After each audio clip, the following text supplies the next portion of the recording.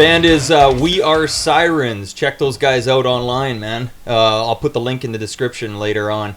And yeah, of course, with me I've got my good friend Killa again with all his good stories.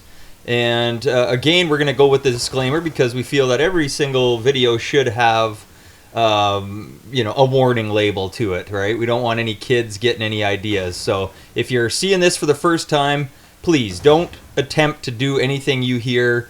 We don't want to hear your stories of our stories. So without further ado, I'll introduce you to Killa. Hello, everybody, once again. So we're trying to put one of these out once a week now, just so you're not disappointed. We've been a little bit busy over the summertime, but we are getting better. Yeah, you know, these things happen. Okay, so anyways, tonight's episode. Yeah, what did we end with on the last one? We went from we were just finishing off from a small city where the heat was starting to get on to me. I got blackballed from a couple of the bars and stuff like that. It was costing me way too much money. Everybody sort of knew who I was. Cops knew who I was. It was time to move on. Things were getting out of hand in the small town. I was getting jacked up at least twice a week. Really? And it was starting to get like where they were going to get me soon enough. Yeah. So it's time to move on. I figured I picked out a big city. I knew a couple of people that lived up in the city I was thinking about going to. So I figured that it was time to move on. Yeah. That's good. So you had an idea going from, well, I guess anytime the heat's up, it's time to move. I mean, no matter what city you're in. My new residence was going to be jail. Right. And that's not what I really was looking for. No, we're not looking into hitting the slammer. Well, no, because there's a lot of times, too, when it's just not a place you want to be. No. There's some ugly things that happen in jail. Yeah, we'll get into that eventually, I'm sure. So anyway, I go to the big city. The only problem I knew some people, so I had some connections. The people I was working for in the small city had some connections in big cities, so that was no problem dope-wise and stuff like that. Yeah. The problem was when I went to the big city, I figured I was going to continue to sell powder. Ah. And the problem was, in the big city, not a lot of people were looking for powder. The odd guy coming out of the bar on a Friday night with his girl or whatever, but everybody was into the hard. So is the bigger cities just mean they're more hardcore? Does doing rock more hardcore than soft? Well, it's just a choice. Yeah. What's the high difference really? Well, it's a totally different high. So like doing blow, we were talking about that before. It's like you get that rush, your heart's racing, you could drink as like a fish and stuff like that. Right. But the hard can cause some different things, different issues. For some reason, it reacts to women a lot different. Yeah. Like I've seen I call them dancers. And you see them walking on the street, high or not, and it looks like they're dancing at all times. I had a girl that used to drive me around. I'd call her Patches. And she was crazy. She was one of the biggest. Like she was bouncing and grooving all the time. There was no music ever going. Just constantly on the go, music in her head. It was just her body, the way her muscles reacted and stuff like that to the hard, and smoking it for so long. Wow. It just made her like, it was almost like convulsions. And so it was like she was dancing. Jesus. Like legs just giving her, shoulders, the whole 9 yards. Like MS for drug dealer. Druggies. Yeah, basically that's what it is. Wow. So anyway, when I get to the big city, I realize everybody's wanting hard. Okay. Hard's a lot. Most people want it hard, don't they? Wait a sec. We're not talking about sex here. No, we're not talking about sex. We're talking about drugs. But everybody was into the rock. Now, when I first started, it was freebase and stuff like that. But when I went to the big city, it was actually crack. Everybody was into the hard. Did you ever manufacture any of that stuff yourself? Or? Oh yeah. In the beginning, I used to do it all myself. Right, because I used to cook and stuff like that. Because you could see what you're doing to it, and there's a lot of people when they cook and stuff like that afterwards, they'll roll it in baking soda and stuff like that, which sucks right into it. Yeah. To add size to it, to add weight to it. The problem is when you start smoking that stuff, all you hear is like snap, crackle, pop of all the baking soda frying. Oh, okay. And so it's not as good. Plus the color change too. A lot of baking soda, it's usually white. A lot of times when you make hard out of powder, it's usually like a yellowish sort of, almost even an orange or brownish. I've seen that before, yeah. And that can also be too of what's in it, whether it's been sprayed with kerosene or ether or whatever too, right? I've done crack before. Wow. Yeah. Wow. I have once. It's a good thing you only did it once. And then there was a time where I did crack every day. Really? But I think my shirts shrunk in the dryer. Every time I'd bend over, there was too much crack. A bad joke, I know. I was reaching there. I was reaching. Yeah, reaching all right. Anyways, so I ran into a few people, started selling hard, and hard, depending on where you are, the big city I was in, you could get away with selling very little, very large amounts. Is it easier to move than soft? I guess in a way it is. You don't have to carry as much to be having more on you in a sense, right? Well, it's sort of in the beginning of that too. I would make a cookie, basically make it in the shape of like a chocolate chip cookie, right. And that would be 1 ounce. You used to use these little dishes. They're actually like a petri dish kind of thing. No, yeah, sort of like that. Like what they use in but they were science actually class? like Chinese sort of little bowls and stuff like that I was using okay. that I picked up from Chinatown. So I was living in Chinatown anyways. I was dealing with that sort of people. So that's a faux fuck lie. Yeah. Yeah, they're hilarious. Anyways, yeah, it was a good place to be. So, but yeah, so I'd make them into a cookie, and all I'd do is I'd just snap it into 4 pieces. Yeah. So then that would be basically a 1/4 ounce each piece. Wow. I You just kind of eyeball it. Yeah, I just snap it into 4 sort of even pieces, four little triangle sort of things out of the cookie or whatever, and then I would sort of even it up. I put 3 of those into a baggie, sort of stick them in my crotch. The other one I break up into little tinier pieces. Yeah. Like basically, not really a quarters gram, of a quarter. Not really quarters of, no. Basically, I would have a 1/4 ounce and I break it into little like 20 pieces. Oh, I see. Yeah. So that I could sell them for $20 a piece, right? Yeah. Which is basically probably about probably just under. Whatever the measurement is, it sounds like it's drugs. Yeah, well, it is, but it's almost like a 1/4 gram just about for Right. $20, right? Because I was fairly fair. And now, as people were buying this off you, they don't buy these chunks of cookie, do they? They would just buy you. Yeah, I'd break them into smaller pieces, depending on what the guy wanted. If the guy wanted a couple of grams, I'd just pull out one of these other 1/4 chunks and break it off there because Right. it would just be easier. But a lot of times when I was selling right on the street, it was like 20 chunks, 10 chunks, 40 chunks, shit like that, 80 chunks, right? So now, remember in the last episode we were talking about runners. Now, when you moved to the new city, I was on my own for the You were on first your little own, bit. okay. Yeah, and because I didn't bring anybody with me, right? I don't want to bring more heat with me. how did you just like all of a sudden? Well, okay, because you had your connections from the small town going to the bigger city. And I took stuff with me to begin with, but before I even left, I already knew a couple people in the big city I was going to. I knew a couple of girls, and the people I was working for in the small city had connections in the big city that I was going to be set up right away anyways. Right. I explained to them, and to them it was in the same family, so to them it's still money. It doesn't matter where the money's coming in; it's still money coming into their family. Right. So it didn't really matter. Okay, so now you're me going to a big city just meant I was bringing them more money and not going to jail in the small city, so I was still making them money. right. So they're happy. So everything is actually interconnected in a sense, like In the situation I was involved in, yes. so in the bigger side of dealing in that sense, that's It's a lot of it is. A lot of it's done through. There's a couple of different groups that run basically. There's probably 3 or 4 different main groups that run the whole show. and we've all played Grand Theft Auto, and I would assume that it has something to do along the lines of the same factions as in Grand Theft Auto in a sense. I would say You similar. got the bikers, You got the bikers, you got Asians. you've got the Asians probably consist of 2 or 3 different groups. right. And then the bikers are probably 2 different groups. Yeah. And that's the control of, in the country we live in, that's who controls it all. And they fight amongst each other for the bigger piece of the pie. Right. But they're the ones that actually control it all. So you're working for one or the other. Right. Sort of thing. So yeah, so I already knew what I was doing and stuff like that. So I already had a place to stay and stuff. So I had a nice house to go to and stuff. So I was pretty much set up. Yeah. It wasn't. I was here for probably in the big city for probably about 2 months before I started realizing that it doesn't matter where I go. I'm just heaty. Yeah. Like when you're Heat's on the following you no matter street, what. when you're on the street, dealing in the bars that cops are walking through, and the areas that you're selling in are known by the cops. Yeah. And that's why you're there, because that's where the druggies are going to get their stuff. So the cops figure it out. They start jacking up people, and they figure it out soon enough, right? Yeah.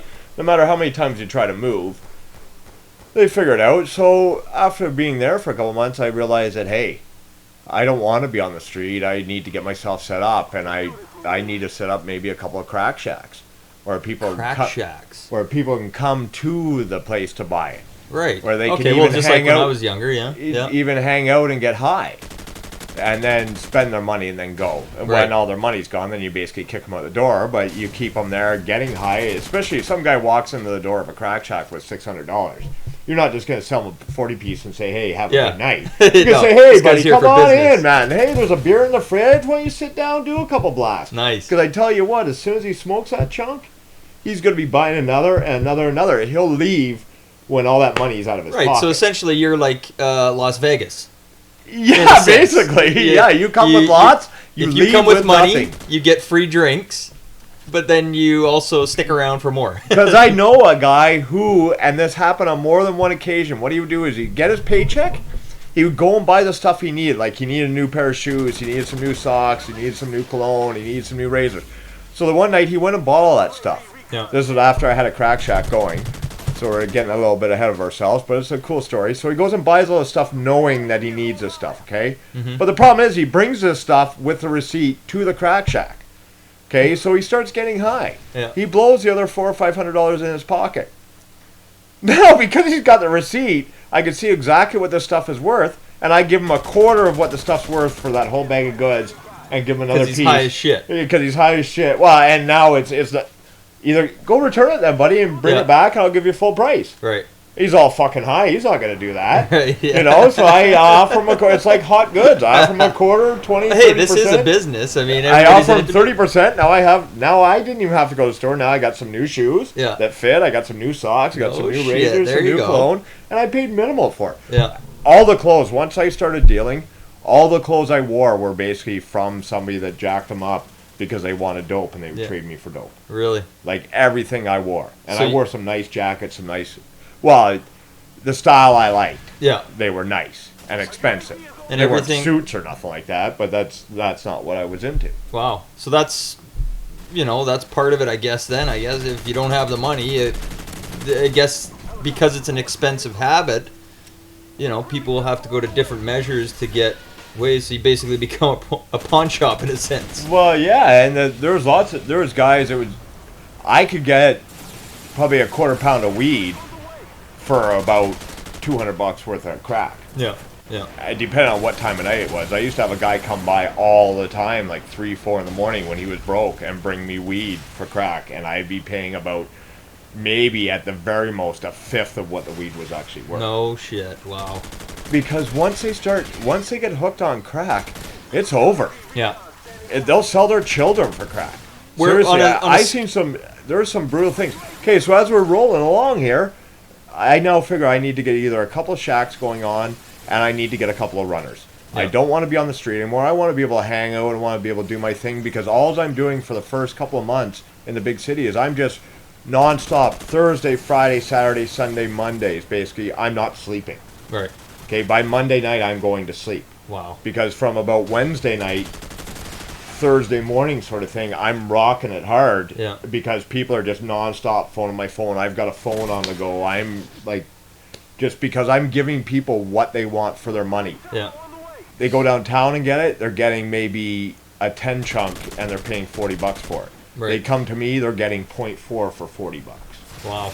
So big difference. They're happy. Yeah. And so that's the upside of the crack shack. I was always told that I was probably one of the best guys out there to come to because I was honest and trustworthy, and they knew they were going to get what they were paying for. Right. Wow. They knew because there's so many scammers out there, guys selling soap, little piece of soap wrapped up. Right. You do the deal, give him the soap. It's not like he's going to smoke it right there in front of you. No. You're going to take his money and and lots of times it would be these junkies doing it, and then they would come to me right away with Buddy's money, and now they'd buy something off me, and then Buddy would come back, and they'd be gone and high somewhere, right? No way. So hilarious. So yeah, so I figured that it was time to get. So I picked a couple guys that I'd seen all the time, and a lot of times when you're down there and people start to know you, these little guys will try to middle in between. Like there will be a guy. These people don't have any dope, but they want to get high. Yeah. So they'd see somebody coming they know is going to buy dope. So they'll run up to this guy. Hey, you looking? You looking? And then when Buddy says yes, he'll say what he wants. Then he'll give Buddy the money. He'll run it over to me, get it, and then on his way back to go giving it to Buddy, he'll snap the piece in half. No way. And then give Buddy half and keep the other piece himself. So I used to yell at these guys all the time for doing it. And I would basically say, no, fuck you. I know what you're doing, so I'm not selling you nothing. And I'd go right to the guy that was looking himself. Hey, you looking? Here, I've got the shit right here. I said, this guy's going to give you half of what I give him anyways. Just makes me look bad. You're already making a fairly decent profit by the sounds of... Oh, my God. There was... I'd So, like, on a cookie, how much would you make on a cookie? Roughly. Like, what would a cookie cost to make? Okay, well, a cookie, what I was paying... A cookie is an ounce. Yeah. Okay, and what I was paying was anywhere from $900 to $1,300 for an ounce of powder. Okay, I could double that. No shit. In rock. What? That's like 100%. I could probably even that's not even. Not only could I double that, but I'm getting high also the whole time. Yeah. Like I'm having no problem doubling that because what I'm doing is I'm making. Because I'm cooking down the powder, I'm probably only getting about 26 grams in rock. Yeah. Okay. I could sell those 26 grams for about $1.20 a piece. Wow. Okay, so I paid about 11 or 12, sometimes 13 at a high rate. I'm selling it for a minimum of 2,600. Yeah. A minimum of 2,600. Okay, so now is this where you're starting to see? Okay, now I've got cash in my pockets.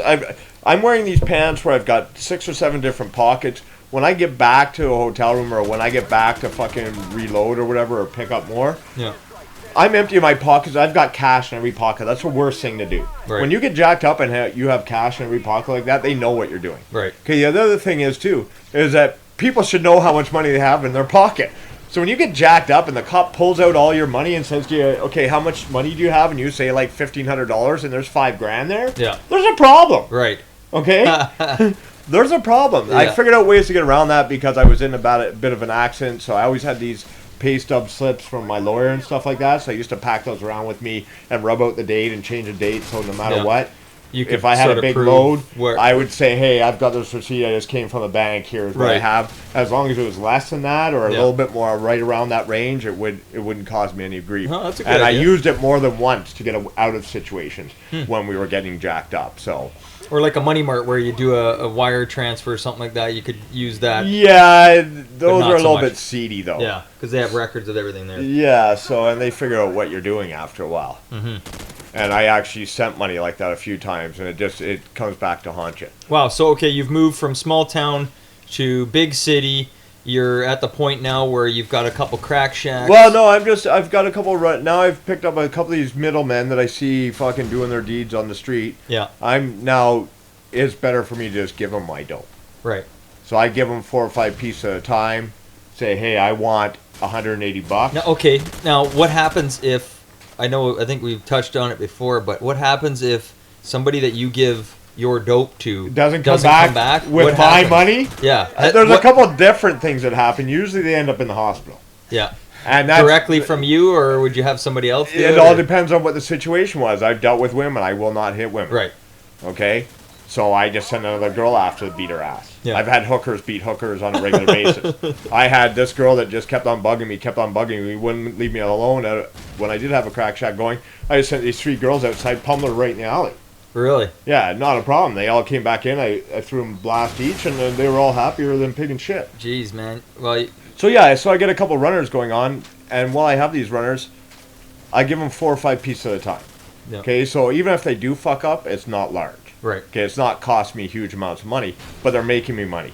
Because on a Friday night, I'm seeing them 10 or 20 times. Wow. Giving them 4 or 5 pieces. Wow. They're bringing me back $150 to $200 each time. Yeah. Okay.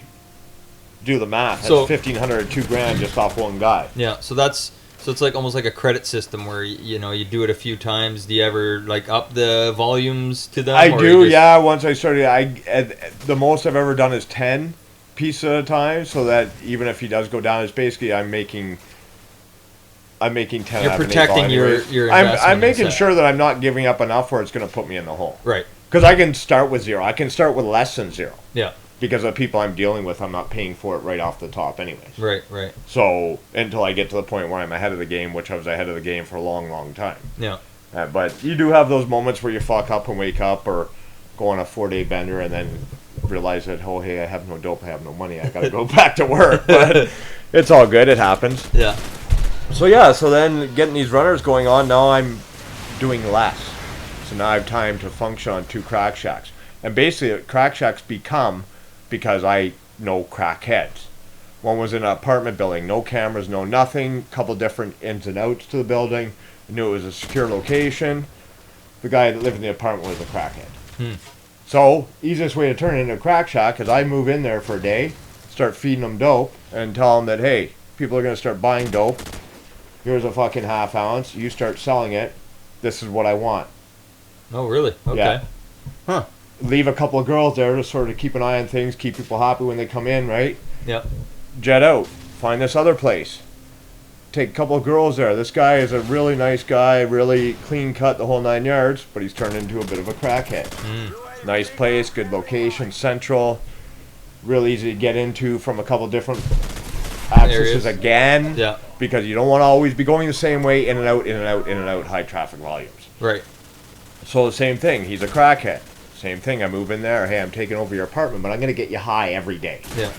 Okay, you're never going to be wanting for crack again. Good deal high for every him, day. sort of. Yeah, and I'm going to pay your rent too. Holy shit. Not only are you going to get high, I'm going to pay your rent. But the thing is, nothing's in my name. Yeah. So when the cops come kicking in through the fucking door, Hey, I don't know. who's dope's at? Yeah. Hey, man, I just woke up here. Yeah. I'm partying down, man. Right, I yeah. don't know what the fuck you're talking about. Talk to the guy that actually rents the place.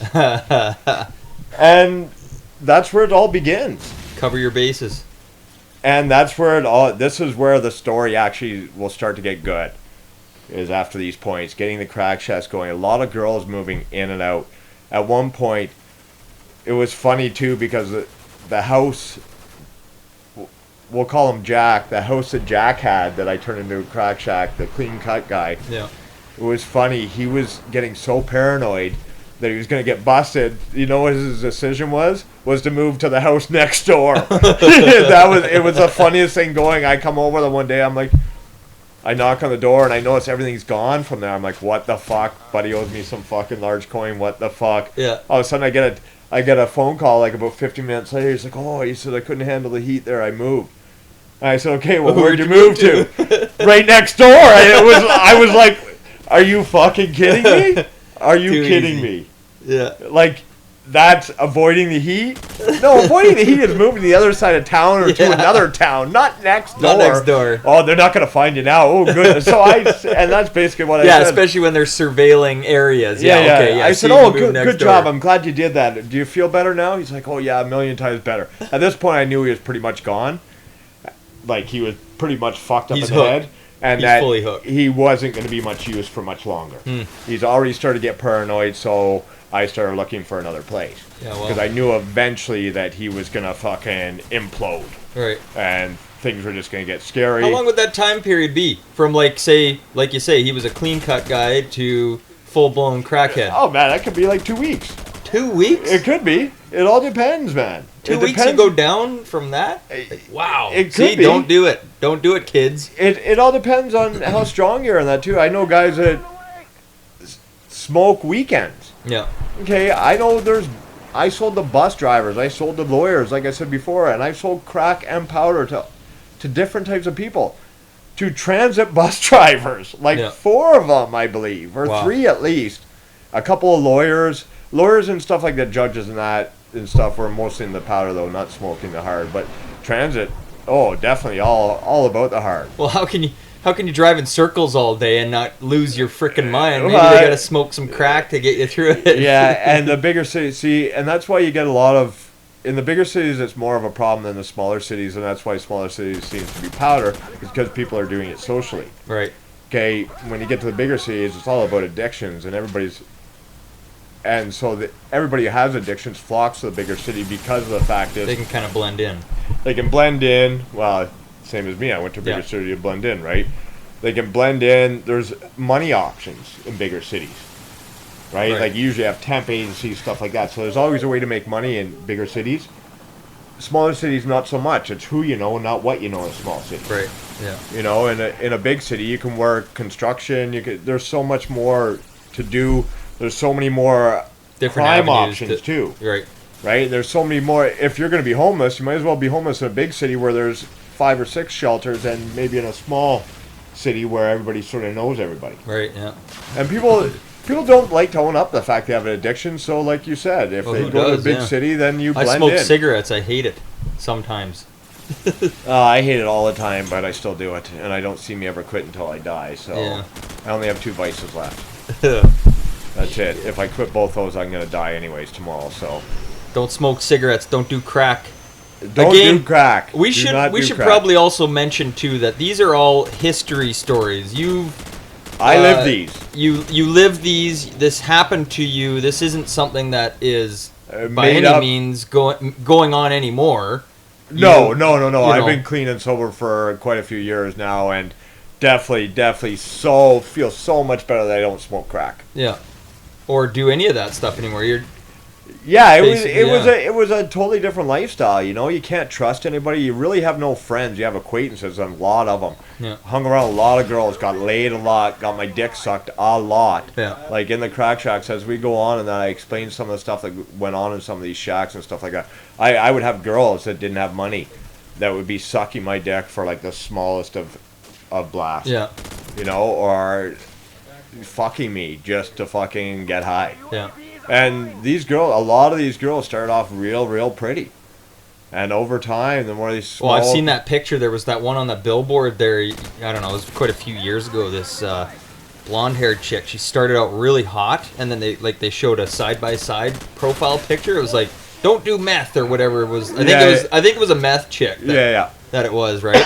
And man, the transition, I think it was not even 2 years. Like, she went from like clean face, nice skin and everything like that to pock marks. Well, because she's picking at her face and picking at her arms. I know a couple of heroin girls that were gorgeous beforehand, like drop dead model material. Yeah. And after about a year and a half, they look rough. Oh my God, man. They look rough, but then they go to jail and they clean up and they come out looking fairly good again, but never to the point where they did before. Yeah. It destroys it. Crack, crystal meth, that stuff just destroys your body. Inside and out. Inside and out. Your outside is first go. Usually because it's people, when they get high and paranoid and stuff, they start picking at themselves. Yeah. I just seen some nasty nervous things. and anxiety issues. I seen this guy I used to go deliver crack to all the time. And the one time I noticed he's got all these little cigarette burn holes in his curtain. And I can't figure out what the hell. And they're all about head to sort of waist level. I can't figure out what the hell is going on. And I'm sitting there the one time. And I'm just coming over and you hear some noise outside. I think it was a dog or something going down the street or something. Right away he's up there and he's peeking through one of these. And I realize what the fuck he's doing. He's burned all these different holes in there so he can peek out his curtains like that. Oh, it wasn't him holding a cigarette in his mouth. No, it was him poking. It was him poking fucking holes in there so he could look through the fucking little hole he just burned. That's so paranoia. He wasn't okay. That's worse because people see your curtain every time you think you're just peeking through that hole. You're actually touching the curtain. Yeah, you're that creepy guy standing in the window looking at people and there's walking shadows by. that come in, so it's fucking your curtains are moving. That's more fucking heady than figuring there's cops out. And believe me, cops aren't kicking in your door because you have a gram of crack. No. Okay? Especially if you already smoked the gram of crack. They're not kicking in your door to get that crack pipe. No. Okay? They're kicking in your door when there are people like me around. Right. Because they know you're sitting on 2 or 3 ounces and a bunch of cash and some weapons and stuff like that. They're not kicking in your door for that little gram of crack you bought downtown, buddy. So don't worry about it. Yeah. Wow.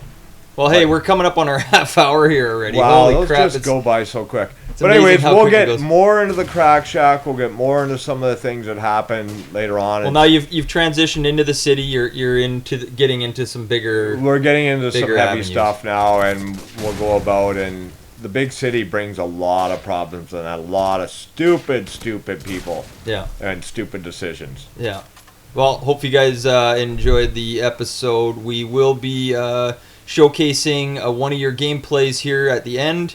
Thanks for watching. Make sure you like, comment. Leave us a comment. Let us know what you think about these episodes. Any feedback is definitely good. So, because if you're hating them, we don't have to do them anymore. well, exactly. The whole purpose is for the masses, right? So, I guess that's it. Have yourself a good day. We'll catch you on the next one, and have a good night.